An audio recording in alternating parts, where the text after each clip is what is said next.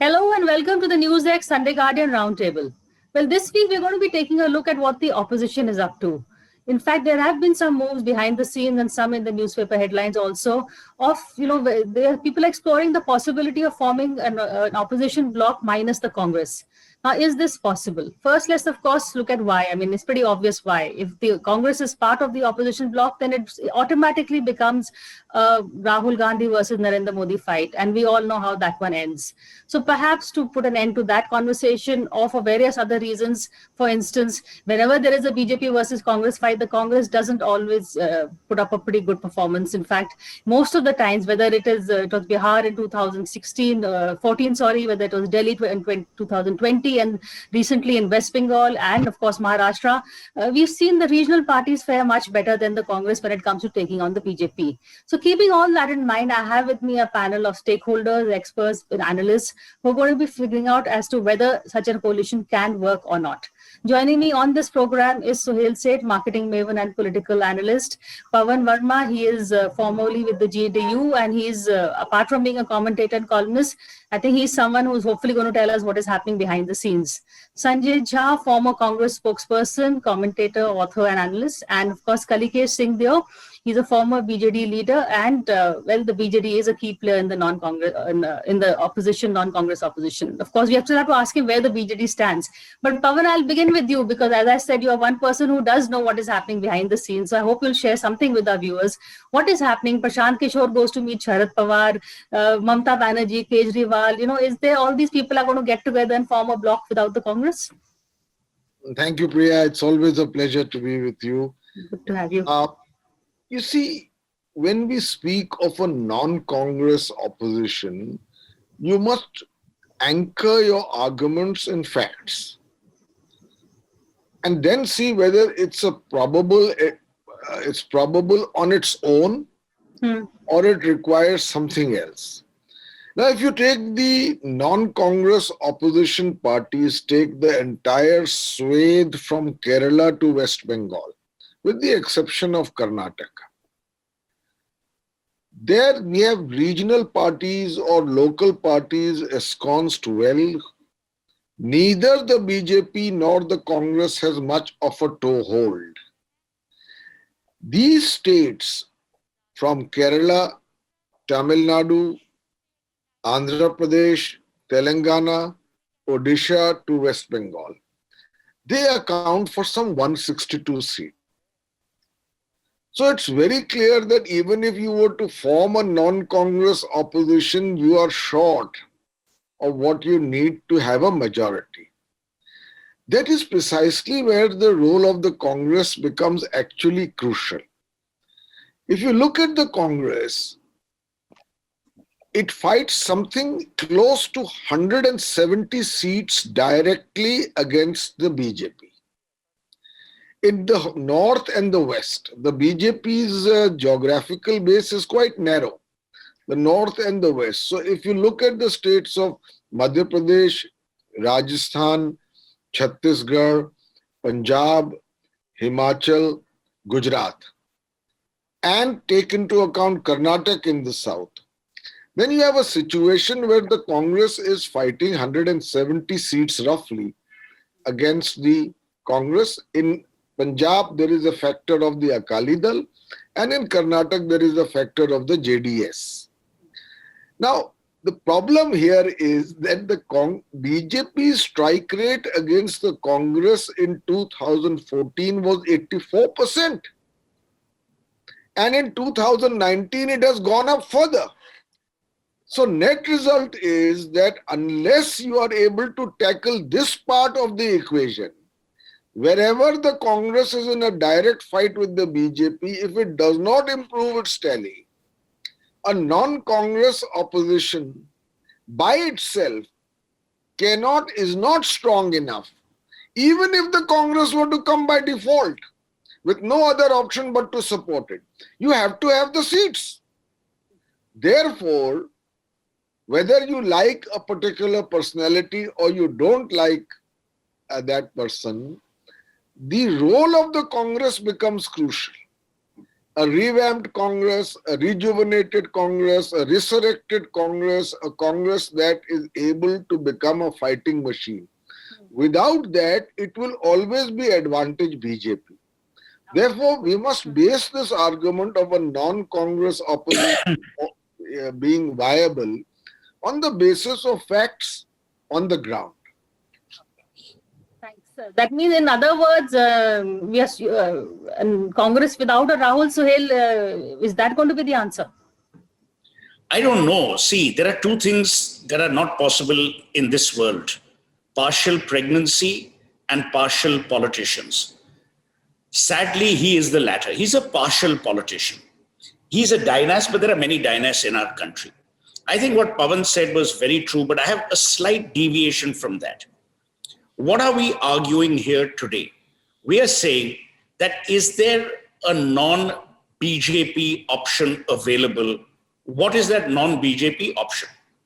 Below, the south of the Vindhyas, almost, as Pawan rightly defined, is what I would call non-BJP domain, other than Karnataka, which, is neither here nor there. If you analyze the politics of India today, you have regional satraps, all of who want their place in the sun. The smartest of them is Naveen Patnaik. He knows exactly how to extract things without being disagreeable.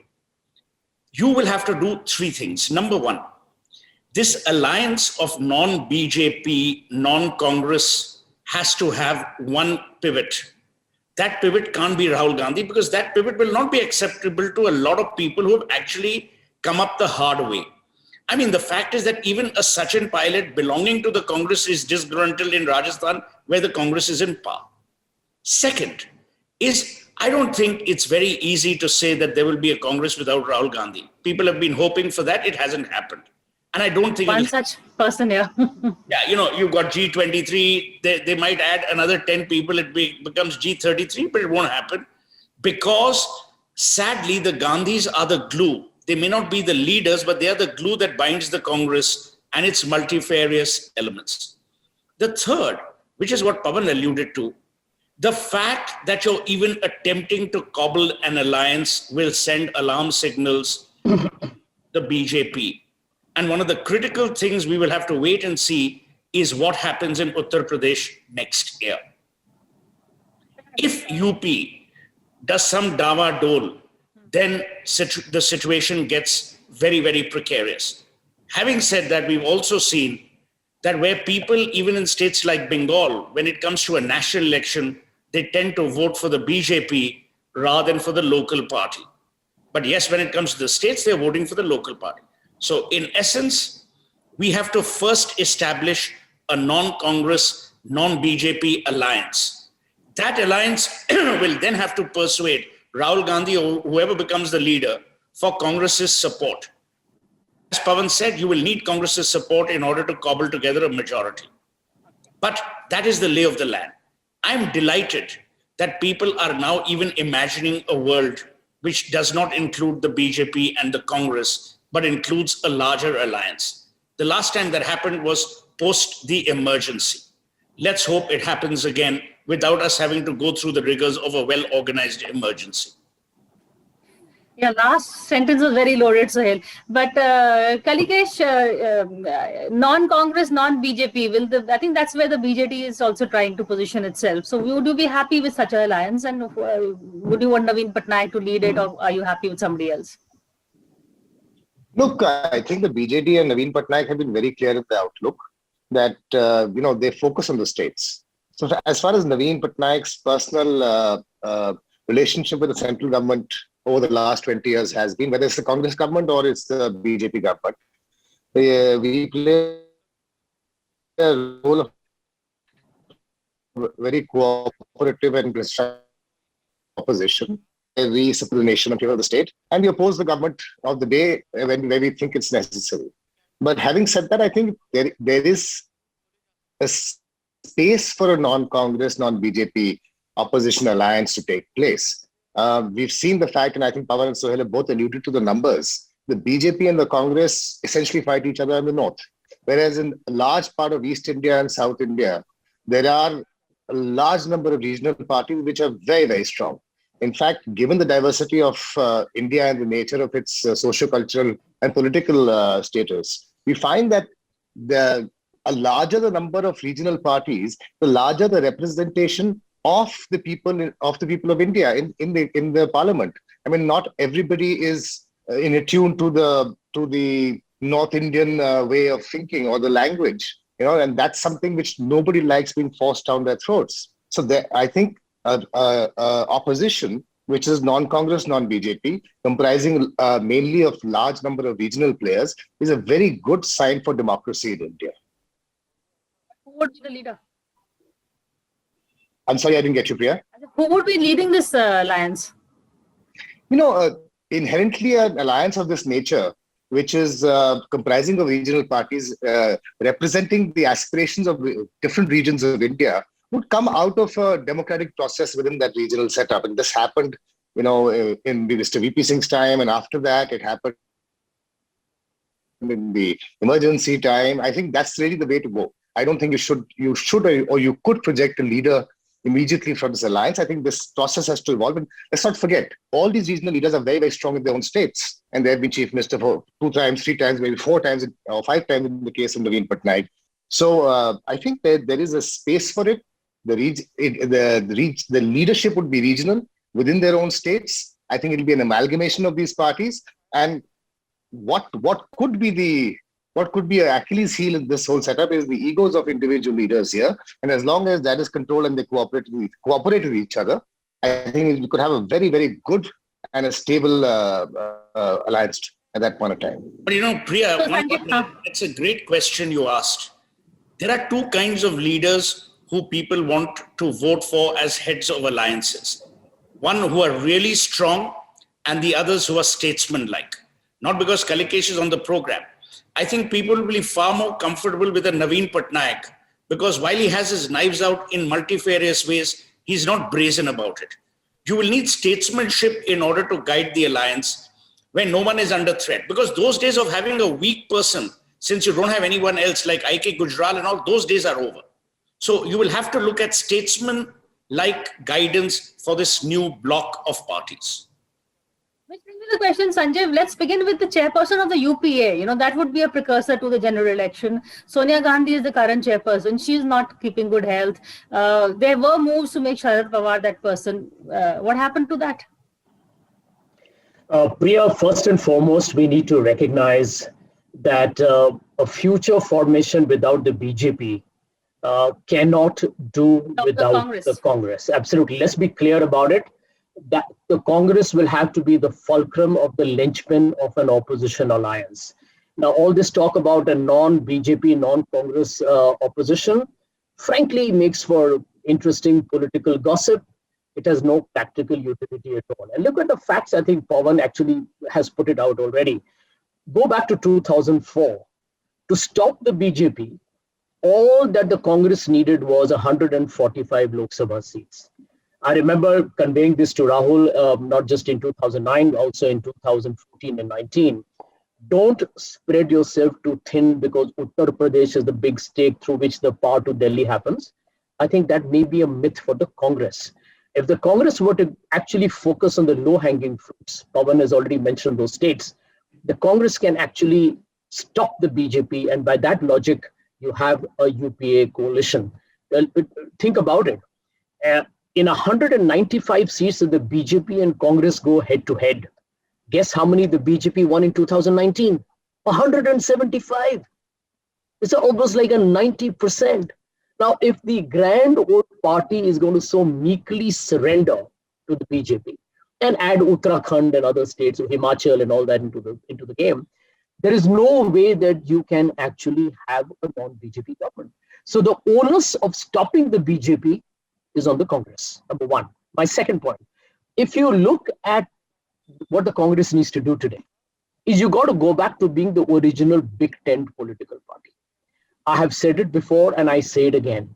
I have said this to Rahul and I'll therefore be public about it. Pick up the phone and talk to people. Don't work through intermediaries. You don't need them. The world has changed. If I have a hassle with Suhail or Kalikesh or Pawan, I'll pick up the phone and call. I won't call somebody whom they know to say, hey, Sanjay is miffed and, let's have a conversation. That age is over. I rather have a Congress president who picks up the phone or goes to Kolkata and says to Mamata, shall we get back? These are all ex-congressmen. If you look, or congressperson, sorry, if you look at the number of chief ministers in India today who are ex-Congress, they are almost half a dozen, maybe more. What does it tell you? That the Congress needs to actually reassemble this lot. And therefore, my third and last point, that end of day, as far as the future is concerned, the Congress has to basically focus on the one hard reality, that if you stop the BJP and surrender, don't play the big brother in states where you are marginalized. You have to build your own grassroots for the long term, yes. But if you have to make way for an understanding with Naveen Patnaik's party in Odisha, do it. Take just a handful.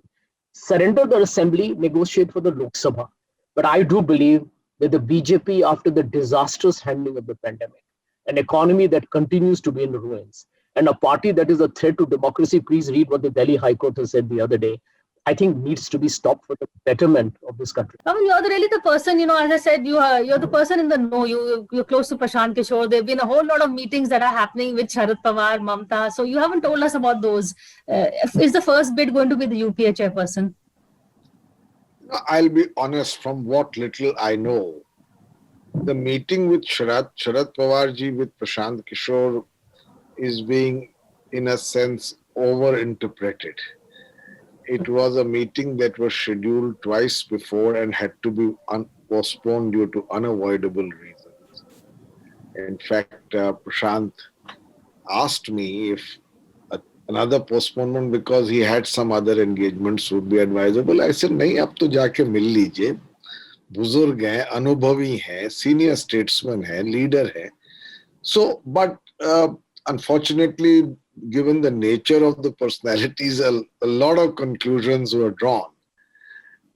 I don't even believe that UP is so important. The time is too short to expect miracles in UP. The Akhilesh Yadav's SPs inherently vote bank is unwinnable. The Yadavs and Muslims constitute 30% of the vote. But the moment there are Yadavs, it also repels many other communities and castes from supporting this alliance. And in any case, in 2019, as many as 34% Yadavs voted for the BJP. BSP will not align at the moment it appears with SP. Mayawati has been co-opted by the BJP.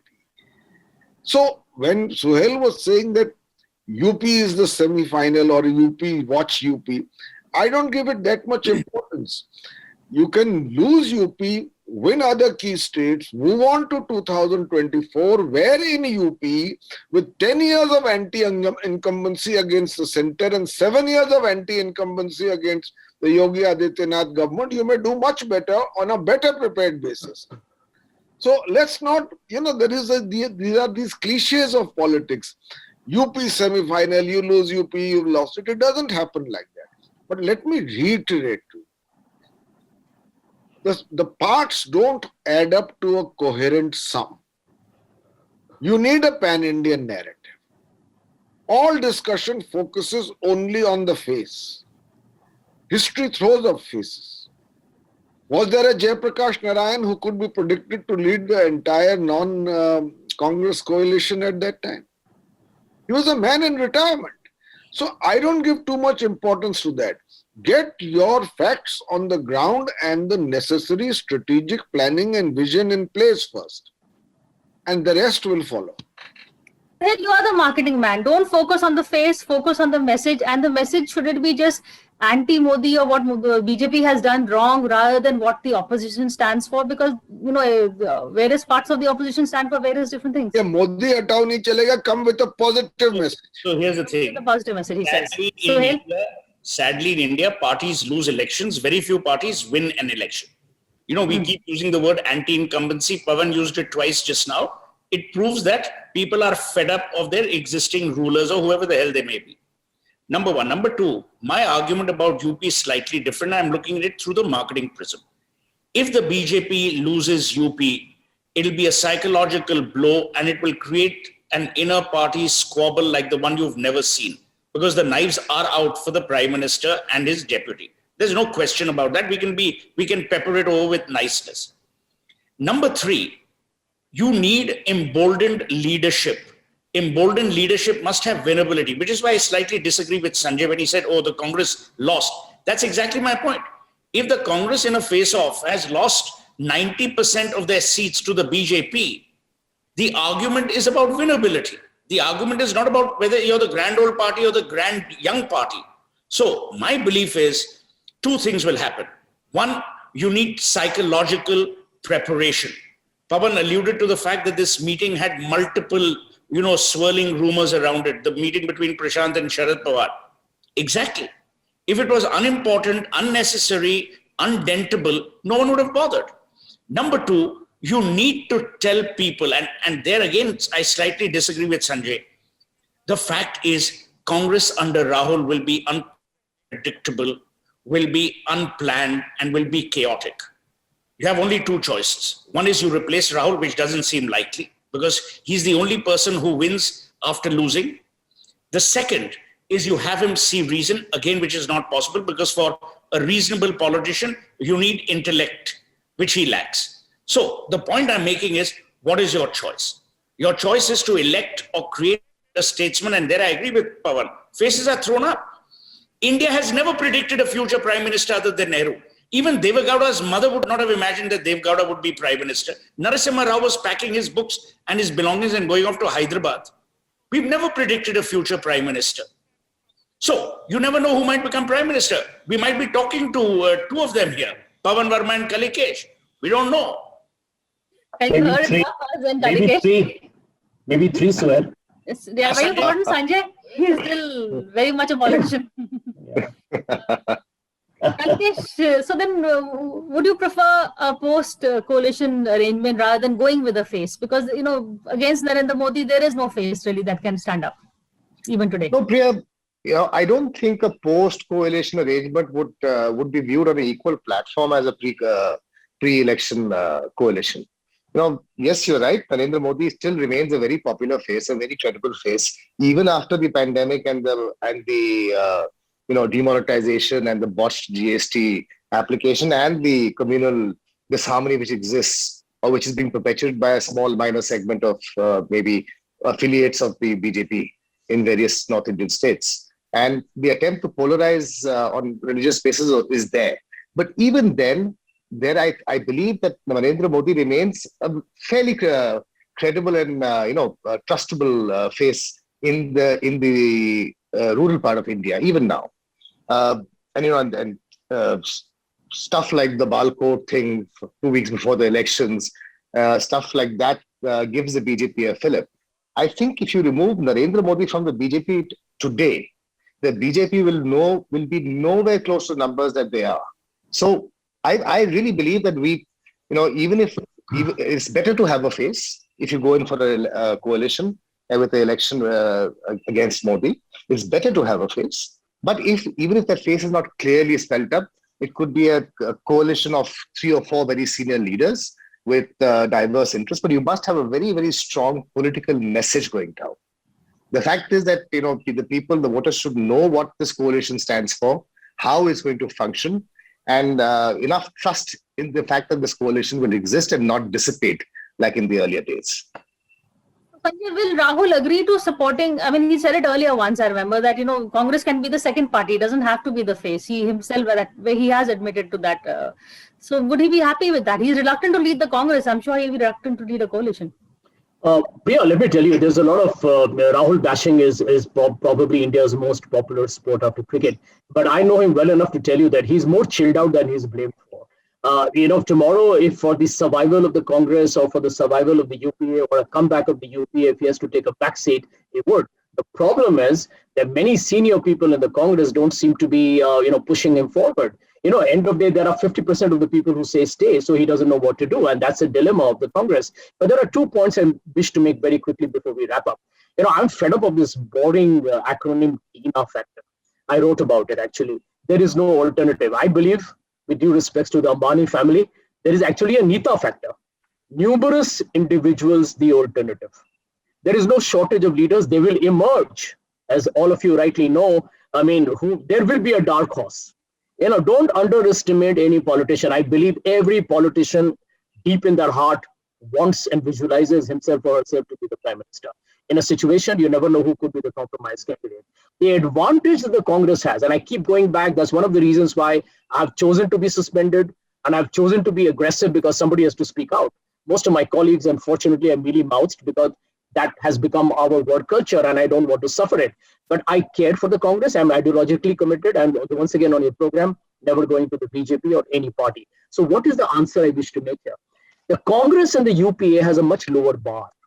The Congress is to get just about 100 odd seats and the BJP is out of government. And that's exactly the focus point that the Congress is to look at.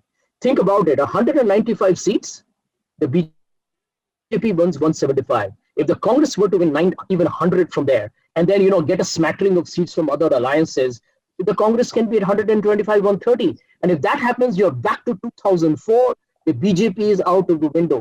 And therefore, I do believe that the opportunity exists. And don't forget, Priya, my last line, the BJP now doesn't have alliances. Shiv Sena is out in Maharashtra, and the Shimoni Akali Dal is backing out in Punjab on the farm bills. So who are his alliance partners? The opportunistic players in the Northeast. And remember, when the narrative changes, so do the alignments.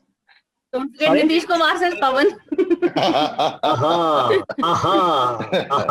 Political football. Paswan's family, 3/4 of it. You can keep arguing. The fact is, you will have to look at a life beyond Rahul Gandhi if you want to look at the Congress seriously. Because if the Congress is being hemorrhaged by itself because of a leadership dilemma, and Sanjay Jha said chilled out. We need a leader. We don't need a refrigerator. Rahul Gandhi doesn't need to be chilled out. You don't fight an election being chilled out and lying in a hammock. If that's what you want, go to Colombia. So my point is, let's not say Rahul is very chilled out and all. The point is, we don't need a chilled out leader. Modi works 18 hours a day. It's another matter whether he works in the opposite direction or not. But he's not chilled out. These guys are serious. Politics is serious business. Yeah. Well, Priya, I need to quickly respond to Suhail because, no, 1 minute, Priya, for the record. I can't take that sardonic jibe from Suhail. That's not what I meant, right? A chilled out meant he's not as stuffed up. No, 1 minute, to use your language. What I mean is he's not an arrogant, important, a guy who's so cocky as he doesn't care. So I think that's an unfair. That's an unfair assessment. He's feeding his dog. When the man who would have delivered him a Sam comes for work, he's busy feeding his dog. If that is not arrogance, then make him the brand ambassador of PETA. For God's sake. We're going to get you both back to discuss Rahul Gandhi's character. You're taking your suspension seriously, but don't take it so seriously that they welcome you so quickly, because that might be a dangerous place. On that note, Suhail and Sanjay, thank you so much, Pawan and Kalikesh, also for this lovely discussion. Thank you. Soon Thank you, see you Priya. again next time, but I hope you got good takeaways. Jai Hind.